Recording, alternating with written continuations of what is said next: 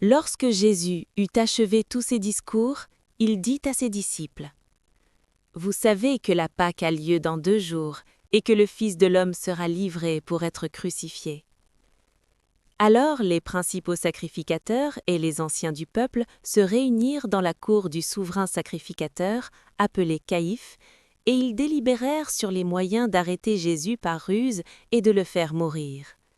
Mais ils dirent que ce ne soit pas pendant la fête, afin qu'il n'y ait pas de tumulte parmi le peuple.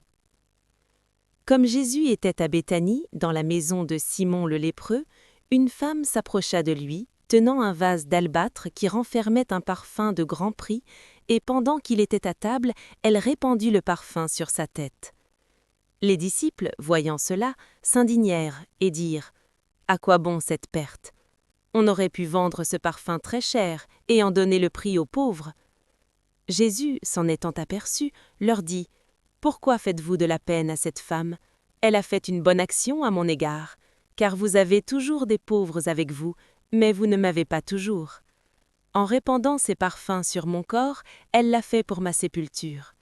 Je vous l'ai dit en vérité, partout où cette bonne nouvelle sera prêchée, dans le monde entier, on racontera aussi en mémoire de cette femme ce qu'elle a fait. » Alors l'un des 12, appelé Judas Iscariote, alla vers les principaux sacrificateurs et dit : « Que voulez-vous me donner, et je vous le livrerai ? » Et ils lui payèrent 30 pièces d'argent.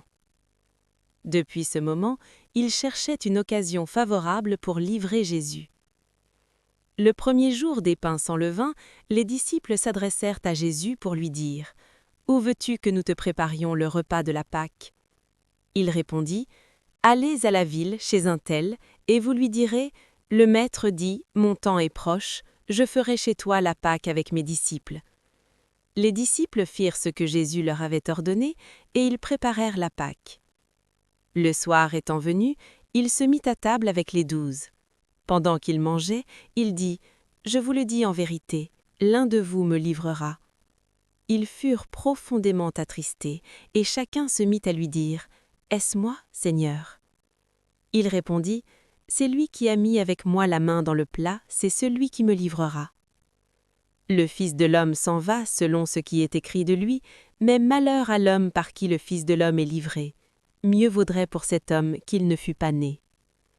Judas, qui le livrait, prit la parole et dit : « Est-ce moi, Rabbi ? » Jésus lui répondit : « Tu l'as dit. » Pendant qu'il mangeait, Jésus prit du pain, et après avoir rendu grâce, il le rompit et le donna aux disciples en disant : « Prenez, mangez, ceci est mon corps. » Il prit ensuite une coupe, et après avoir rendu grâce, il la leur donna en disant : « Buvez-en tous. Car ceci est mon sang, le sang de l'alliance, qui est répandu pour plusieurs, pour la rémission des péchés. Je vous le dis en vérité, partout où cette bonne nouvelle sera prêchée, dans le monde entier, on racontera aussi en mémoire de cette femme ce qu'elle a fait. »